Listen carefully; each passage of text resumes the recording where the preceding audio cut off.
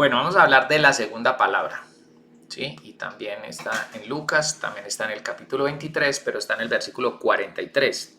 Entonces Jesús dijo, de cierto, que hoy estarás conmigo en el paraíso.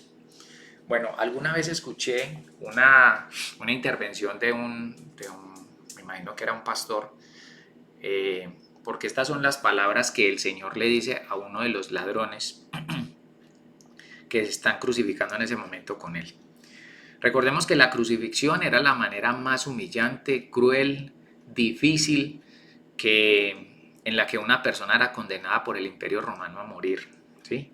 Porque tenía un camino de la cárcel hacia el sitio donde iba a ser crucificado y debía cargar un madero que era en el que iba a ser crucificado, ¿no? La crucifixión tiene una connotación profética, pues muy interesante, pues que en este momento sería muy difícil que nosotros, o bueno, sería muy dispendioso más bien, porque hay que dar la debida explicación de la crucifixión. Entonces, pues ahorita nos extenderíamos, pero entre las muchas cosas pues que la crucifixión nos muestra es una maldición que hay establecida en la Biblia a la persona que moría en la cruz, pero esa era la manera como Jesús tenía que morir. Entonces Jesús se encontraba en medio de dos bandidos, dos personas que sí tenían, digamos desde el punto de vista de la justicia humana, razón para estar siendo castigados de esa manera, pero en el Señor Jesús no cabía eso, desde el punto de vista humano, ¿cierto?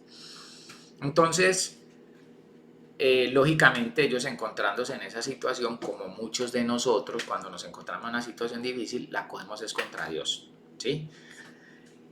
Uno de ellos hace mucho énfasis y quiere salir de esa situación, pero no es consciente de que él se ha ocasionado eso. Y mire que esa situación o esa manera de obrar es muy propia de nosotros. A veces nosotros no pedimos el respaldo de Dios, no pedimos la guía de Dios y ni siquiera sabemos si estamos haciendo la voluntad de Dios. Pero cuando estamos viviendo el efecto de nuestro problema, pues entonces la cogemos contra Dios. Y entonces Dios por qué permite esto, Dios por qué aquello, Dios por qué lo otro, cuando realmente es una decisión que hemos tomado desde mucho antes. Recuerden que ustedes y yo somos el fruto de las decisiones que ustedes y yo tomemos. Eso somos nosotros, ¿sí? Si usted decide estudiar medicina, le van a decir médico, ¿cierto? Si usted decide, qué sé yo, colocar una tienda, pues lo van a llamar tendero. Depende de la decisión que usted tome por su vida, esa va a ser la imagen que va a crear para los demás. Entonces, regresando acá al asunto, uno de ellos empieza a tomarla contra el Señor. Si eres el Hijo de Dios, bájate, ayúdanos a nosotros, salgamos de esta vuelta, tan, tan, tan. ¿Sí? Sin saber que el gentil patrocinio de la situación presente se la había dado él. El otro, por el contrario, decide creerle al Señor Jesús. ¿Sí? Y esto es un acto pues bien bacano porque es que el tipo está en esta situación y está viendo que el que está proponiéndole una mejor vida está en igual situación que él. Pero se mueve algo que el Señor nos pide una medida como una semilla de mostaza, que ojalá ustedes buscaran por internet el tamaño de una semilla de mostaza, es chirringuitica, ¿cierto?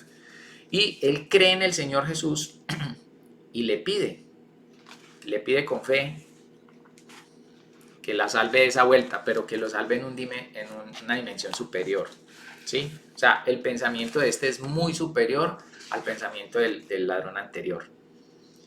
Y el Señor le dice estas palabras, de cierto te digo. O sea, le asegura que hoy estarás conmigo en el paraíso.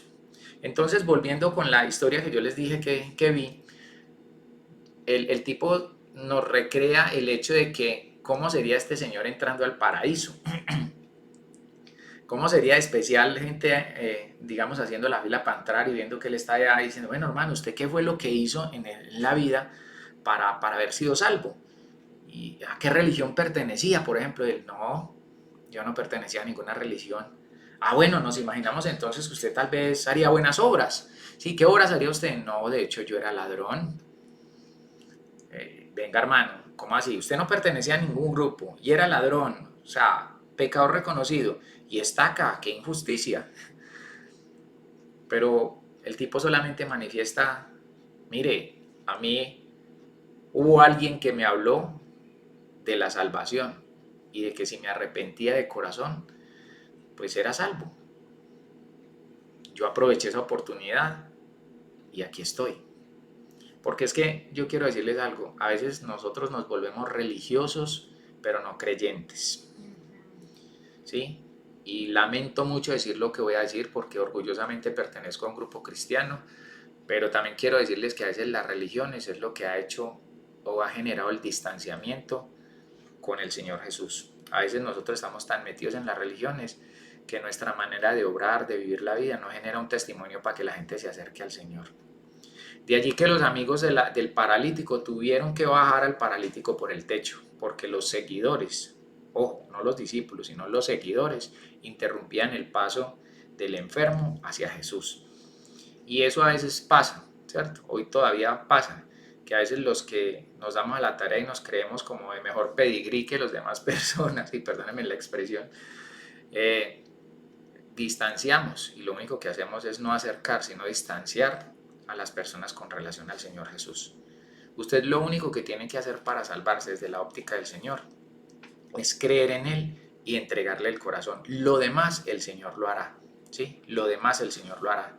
Usted lea su Biblia, trate de y pida mucha ayuda, esto es importante, ¿cierto? Hay personas, hermanos en la fe o personas particulares que saben un poquito más que nosotros y nos pueden ayudar y eso es importante, eso es un buen servicio que hay que hacer. Pero entonces sí hay que tener como un esfuerzo por empezar a documentarnos en las cosas que Dios dice que hagamos, de las que no, porque las religiones a veces nos imputan, nos fuerzan a hacer cosas que ni siquiera están establecidas en la palabra, con la esperanza de que eso va a lograr algo en nuestra vida y resulta que no, ¿sí? Resulta que no es así. Entonces, que quede claro que el Señor lo único que quiere y necesita de usted es que usted crea en Él, le entregue su corazón y con su corazón, lógicamente, al interior del corazón están las emociones, los sentimientos, los pensamientos y la voluntad, ¿sí? O sea, que nos demos a la tarea de pulir esas acciones con relación a lo que Dios piensa y vamos a ver que la ayuda del Señor se va a manifestar con mucho poder. Bueno, la tercera palabra está en Juan capítulo 19, versículo 26. Dice, cuando vio Jesús a su madre y al discípulo a quien él amaba, que estaba presente, dijo a su madre, mujer, he ahí a tu hijo.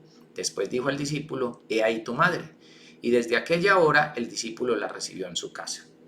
Bueno, vamos a bajar esto como a paisa y perdónenme que a veces yo utilizo expresiones muy cotidianas o muy citadinas, pero es mi manera de explicarlo y pues voy a esforzarme por pulirme pues un poquito, pues si se me zafa algo, pues ya saben. Vamos a asumir, vamos a ponernos en los zapatos de estos tres personajes, Jesús, María y Juan. Jesús ve a su mamá, ya para esa época pareciera ser que María con el único que vivía era con Jesús, porque Jesús fue hijo único de María. Bíblicamente se demuestra que Jesús tuvo más hermanos, pero pareciera ser que fueron hermanos medios, o sea, hijos de José, su padre terrenal. Entonces, en Jesús queda la preocupación, bueno, ¿y qué va a pasar ahora con mamá? Pero ve a Juan. Conste que el Señor para ese entonces ya tenía 11 discípulos porque Judas ya se había muerto. Y a pesar de que Pedro era, como decir, la cabeza de los discípulos, Santiago también fue un apóstol que fue, digamos, de mucha relación íntima con el Señor ve en Juan una persona responsable para asumir esto, el cuidado de su mamá. Mire, a veces uno se queja y dicen que uno se puede encañengar o encartar con responsabilidades que a veces le dan. Mire, si hay algo que ante los ojos de Dios está bien, es que en usted se pueda delegar algún tipo de responsabilidad y siéntase orgulloso cuando alguna vez en usted delegan una responsabilidad. Ojo, diferencia una responsabilidad de una carga. Nosotros hay veces nos echamos cargas que no son nuestras, como lo llamamos aquí familiarmente, coloquialmente, cañengos, ¿sí? Nos echamos cargas que no son nuestras, pero Cuando nos delegan una responsabilidad, eso lo que demuestra es que usted es una persona en quien se puede confiar. La pregunta del millón es, ¿yo cómo estoy viendo las cosas que Dios está permitiendo en mi vida hoy? ¿Como cargas o como responsabilidades? Porque para nadie es un secreto que socialmente la sociedad está muy destruida, fruto de que los padres, y hablo de los varones, no estamos asumiendo la debida responsabilidad en cuanto a la paternidad. ¿Sí? Las pobres mujeres son las que a veces se echan hasta una carga que no debieran tener. Entonces aquí lo que hay que analizar es, hombre, ¿cómo asumo yo mis responsabilidades? ¿Hasta qué punto yo puedo ver en mis responsabilidades una manera de servir a Dios? Una manera de servir a Dios. Eso es una responsabilidad. Si Dios ha permitido que usted sea padre o madre, es porque Dios confía que usted va a ser un buen padre o una buena madre. ¿Sí? Y otra cosa también bien especial con relación a María. María tuvo que haber sido una persona tan especial que Juan no dijo, venga maestro, ¿yo para dónde me la voy a llevar? Una cosa, la otra, los pretextos. No. Entonces, dos cosas bien importantes. Primero, ¿seré yo una persona en la que se pueda delegar responsabilidades? Y dos, ¿me volveré yo una carga para alguien? ¿O definitivamente las personas realizarán el servicio que yo necesito con amor hacia mí? Porque todo lo que el hombre siempre, eso va a recibir. Nuestros viejos, la verdad muchos de ellos se volvieron cargas para la familia, producto de que eso hicieron carrera para hacer carga, no dieron frutos. Pero, hombre, los viejos hay que honrarlos de alguna manera, ¿sí? Pero por desgracia y socialmente los viejos se nos están volviendo carga, cañengo, ¿sí? Encarte. Entonces, yo sí le quiero sugerir, a veces usted se cree, o ustedes y yo nos creemos muy buenos cristianos porque hacemos buenas obras, pero con el viejo o con la responsabilidad que tenemos, también podemos mostrarle al Señor que somos personas en quien se puede confiar y así también podemos honrar, podemos creer y demostrar que hay un beneficio de parte de Dios cuando nosotros asumimos con la debida responsabilidad lo que el Señor nos ha delegado.